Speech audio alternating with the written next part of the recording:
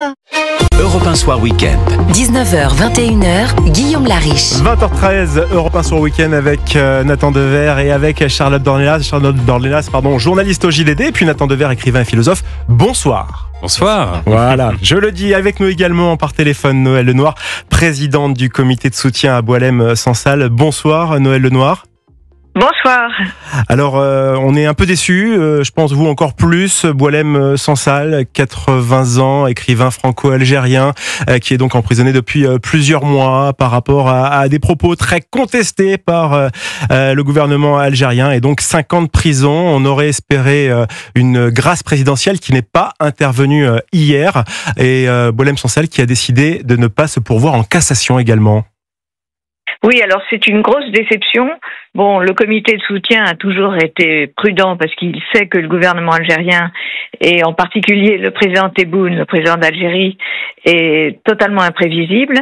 Mais il faut savoir que depuis 2 mois, il y avait un certain nombre de négociations, de conversations, puisque monsieur Boualem, le directeur de cabinet du président Tebboune, est venu à Paris fin juin, et d'autre part, comme vous le savez peut-être, ou peut-être pas, nos amis allemands, les diplomates allemands, avaient des conversations extrêmement avancées et avaient eu des assurances de la part du gouvernement algérien que la libération serait acquise le 4 et le 5 juillet. Donc, c'est quand même une grosse déception, mais évidemment, c'est pas pour solde de tout compte, puisque nous savons également que le gouvernement algérien, qui est très divisé sur cette question bien évidemment, se rend compte que le cas de Boualem-Sansal, qui donne lieu à des mobilisations non seulement en France, mais en Allemagne, en Italie, aux États-Unis, dans d'autres pays, fait de l'Algérie un État peut-être pas totalement paria, mais en tous les cas très peu présentable, et que finalement c'est très coûteux politiquement. Donc, nous, on est en alerte, et évidemment, on va demander maintenant, et c'est ce qu'on a exprimé dans notre communiqué de presse, que des actions fortes, un dialogue politique fort et déterminé de la France et de l'Union européenne également, avec l'Algérie maintenant, soit un petit peu le registre de la période qui s'annonce. Vous pensez quoi comme action à mener par exemple ? Alors, je dis à chaque fois qu'on me pose cette question que le comité de soutien ne se substitue pas ni à la diplomatie française, ni à la politique migratoire française, bien entendu.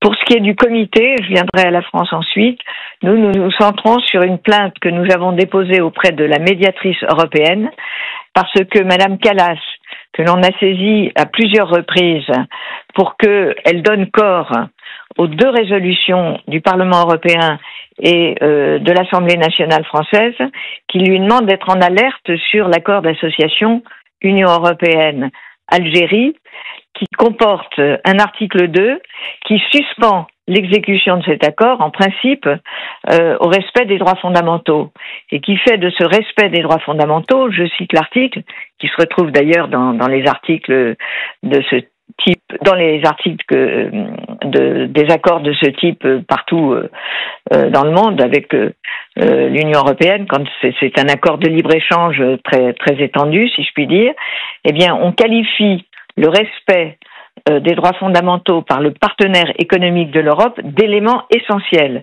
L'essence, ça veut dire que s'il n'y a pas cet élément essentiel, il n'y a plus d'accord. Et donc, sur ce plan-là, on va aller jusqu'au bout de notre plainte pour que l'Algérie comprenne que le désir du président Tebboune de voir réviser à l'avantage de l'Algérie cet accord d'association avec l'Union européenne ne se fait pas, qui pourrait même éventuellement être remis en cause si jamais les Algériens, le gouvernement, maintiennent en détention Boualem-Sansal et aussi Christophe Glaise, le journaliste qui vient d'être incarcéré récemment. Alors Noël Lenoir a 80 ans, le temps passe suffisamment vite justement. Vous pensez que ça peut se faire en combien de temps, ce que vous comptez organiser ? Alors c'est une bonne question, parce que la prison au Coléa dans laquelle est interné Boualem-Sansal est épouvantable. Déjà, les prisons françaises sont peut-être pas toutes exceptionnelles, mais c'est une prison où les conditions de vie sont épouvantables. Et il est certain que la canicule qui s'annonce en Algérie, il fait déjà extrêmement chaud, pour août, ne permettrait pas, à notre avis, c'est pas du tout du chantage, à Boualem-Sansal de survivre. à l'âge qu'il a et avec la maladie dont il est atteint. Donc pour nous, il ne peut y avoir de grâce effective, parce qu'ensuite ça pourrait être un danger, un péril pour sa vie, que fin juillet ou courant juillet. Et je pense que le gouvernement algérien y songe, enfin en tous les cas, nous avons un certain nombre de remontées d'informations de ce point de vue-là, parce qu'ils se rendent compte que c'est quand même une erreur politique, je parle même pas de l'humanitaire, parce que je n'y crois absolument pas de la part de ce gouvernement à l'humanitaire. Je pense qu'ils se rendent compte que c'est une erreur politique, une contre-publicité pour l'Algérie que d'avoir interné Boualem Sansal et maintenant le jeune journaliste sportif français. Europe 1 Soir Week-end 20h19. Dites-moi, Noël Lenoir, si jamais on propose à Boualem Sansal l'assignation à résidence, est-ce que c'est une option plausible et possible pour vous? Est-ce qu'il l'accepterait? Alors, de toute façon, il n'aurait pas la possibilité de ne pas l'accepter. Pour nous, c'est inacceptable. C'est quelque chose d'absolument inacceptable, pour deux raisons. La première, c'est qu'il serait davantage en danger, c'est paradoxal, à l'extérieur de la prison qu'à l'intérieur de la prison. Parce que il y a eu une campagne de dénigrement et de haine telle et quotidienne à son encontre dans la presse algérienne, qui le présente comme un harki, comme un traître à la nation, comme un agent de l'entité sioniste, comme un bâtard, et j'en passe, que sa vie serait en danger. Pourrait tomber sur un cinglé, il y en a beaucoup, qui l'assassinerait et qui l'agresserait, en tout état de cause. Et pour nous, qu'il reste en Algérie est de ce point de vue inacceptable. Et troisièmement, ça signifierait qu'il ne pourrait pas s'exprimer et qu'il ne pourrait pas écrire.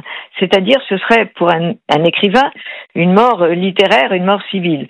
Donc pour nous, et d'ailleurs je pense ou j'espère que le gouvernement français est toujours sur cette ligne et que le gouvernement allemand également qui nous aide, c'est la libération sans condition, comme demandé par les parlementaires européens et l'Assemblée nationale française, sans condition, ça veut dire une libération, il sort d'Algérie et il va où il veut, en France ou ailleurs. Parce que là, pour qu'on comprenne bien, ces conditions de détention ressemblent à quoi? Il est dans un cachot de 9 mètres. Je pense que, d'après ce qu'on indique, ce sont des toilettes à la turque. Enfin, ça doit être très sommaire à l'intérieur de sa cellule.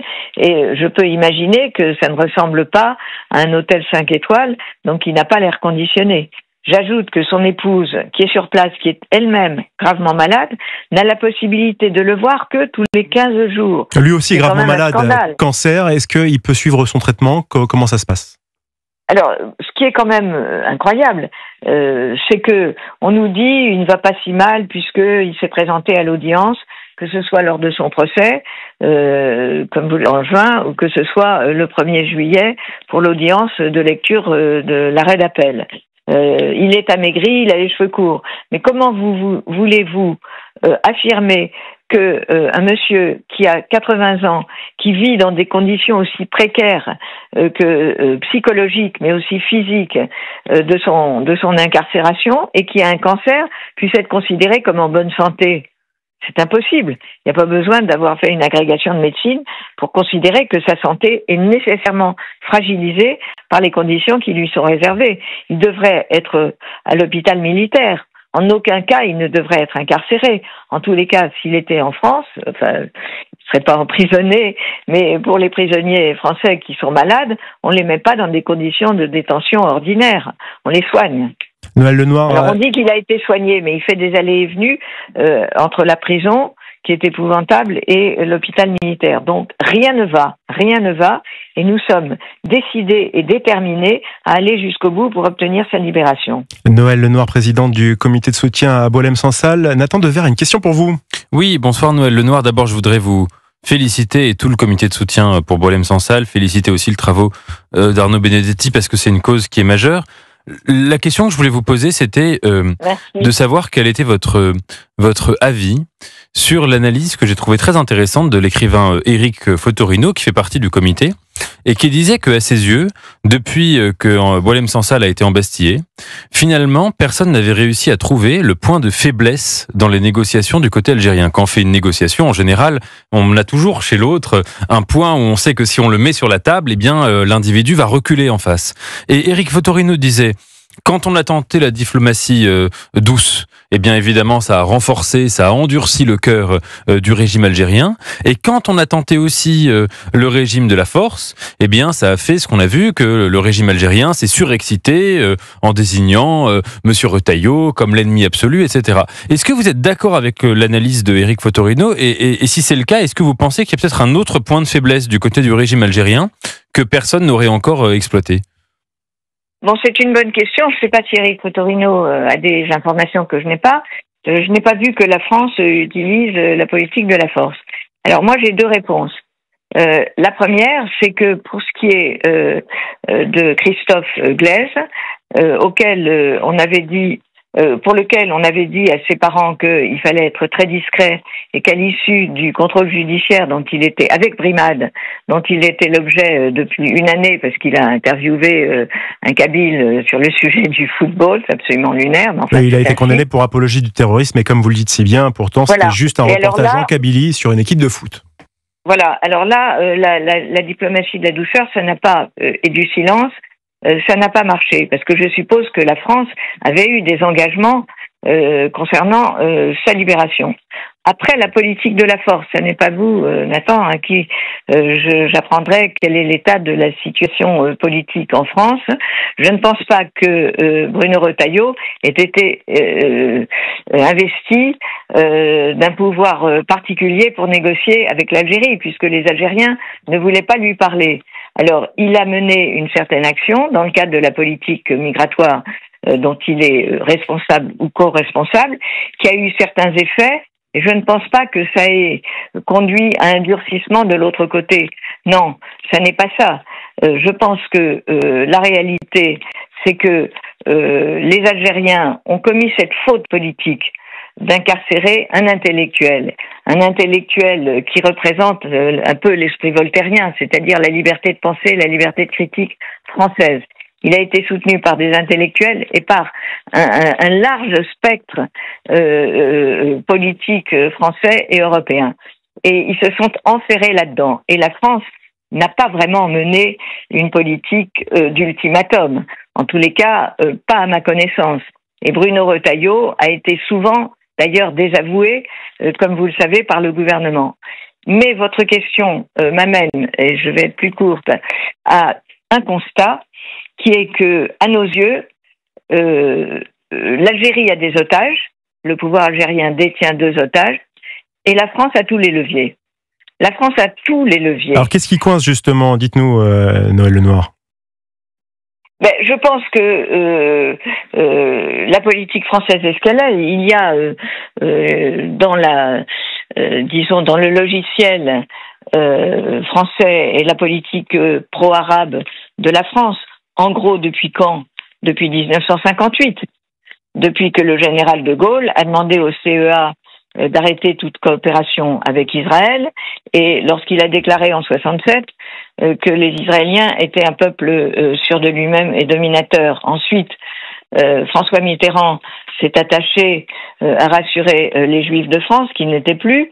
Et puis, quand il a vu que numériquement, l'électorat musulman était quand même plus important, il a opté une politique différente. Donc, je pense qu'il y a un logiciel français qui est ainsi, mais nous, le comité de soutien, et qui s'est renforcé au fil du temps avec l'accroissement de l'électorat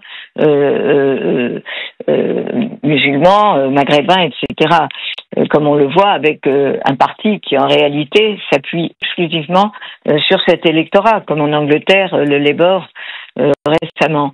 Et donc, nous, c'est pas notre sujet. Nous, notre sujet n'est pas la politique française. Elle est simplement... Vous attendez peut-être quand même une prise de parole de l'exécutif, d'Emmanuel Macron ou on n'attend aucune parole, on attend des actes. Et nous attendons des actes et nous attendons qu'effectivement on fasse jouer les leviers. Et il me semble que si on veut éviter la confrontation directe, eh bien il faut que le gouvernement français, et donc j'espère que je suis écoutée, que le gouvernement français ne fasse pas obstacle et au contraire appuie une initiative qui pourrait être celle de l'Union européenne, de la Commission européenne et tout particulièrement de Mme Kallas, pour dire aux Algériens que l'article 2 de l'accord d'association, ça n'est pas uniquement de la com, ça n'est pas uniquement pour faire joli, mais ça ne veut rien dire. mais que cet accord d'association, d'une part, ne peut pas être révisé en tout état de cause tant que l'Algérie détiendra des otages, et d'autre part, pourrait être éventuellement suspendu si elle persistait dans sa faute politique, morale et humanitaire. Une dernière question, Noël Lenoir, avant le journal permanent de 20h30 avec Mickaël Dorian. Est-ce que ce soir, vous appelez à la mobilisation générale ? Nous, on a une bonne mobilisation. On a une très bonne mobilisation. Déjà, je vous remercie de m'inviter. On a une bonne mobilisation politique. Alors, nous, on veut mobiliser, par exemple, là, tout à l'heure, j'ai reçu d'un maire d'une commune de 1000 habitants un appel qui m'indique que faire. Mais un jeune, on va peut-être lancer un mouvement, les jeunes avec Boualem. Vous avez beaucoup de jeunes qui veulent s'investir dans cette cause. Parce que, et ça peut-être le gouvernement algérien ne le comprend pas, mais l'être humain est fait ainsi qu'on a besoin de causes, on a besoin de causes morales. Alors pour certains, c'est l'écologie, mais pour d'autres, c'est la liberté d'expression. Et autour de la liberté d'expression, et autour de l'agression que certains pensent diriger de la part de l'Algérie contre la France et contre les Français, qui, comme vous le savez, est illustré par le fait que tous les jours, on a une déclaration suivant laquelle on va abandonner totalement le français en Algérie, et notamment les études médicales vont être désormais en anglais au lieu d'être en français. Vous avez un certain réveil. Vous avez un réveil français autour de l'affaire Boualem Sansal. Et ce réveil, c'est un réveil qui est un réveil moral, qui est un réveil aussi national et qui est un réveil humain. Et par conséquent, on n'a pas beaucoup de mal à se donner pour avoir cette source de mobilisation. Vous avez vu que monsieur David Lisnard, avec nous, on a réussi à mobiliser en 4-5 jours 300 communes dont les maires et les élus ont lu des extraits des œuvres de Boualem dans les bibliothèques municipales ou en plein air. Et par conséquent, il faut du temps, il faut de l'énergie, on en a. On n'a pas beaucoup de résultats, c'est pourquoi je vous remercie de vos encouragements. Et continuez d'en parler, vous avez bien raison. Effectivement. Très bien, Noël Lenoir. Continuons d'en parler, comme vous le dites, pour ne pas que ça s'éteigne, justement. Présidente donc du comité de soutien à Boualem Sansal, merci d'avoir été ce soir sur Europe 1 Soir Week-end. Merci Noël Lenoir et bonne soirée à vous. On reste dans le studio avec Charlotte Dornelas et Nathan Dever. Juste après le journal permanent, on aura l'occasion de parler de l'A69, des affrontements cet après-midi. Ça a commencé plutôt calmement et ça se finit un petit peu plus difficilement. On va voir tout ça avec eux. Et puis également, on va reparler de cette baignade à nouveau autorisée dans la Seine à Paris. Europe 1, 20h31.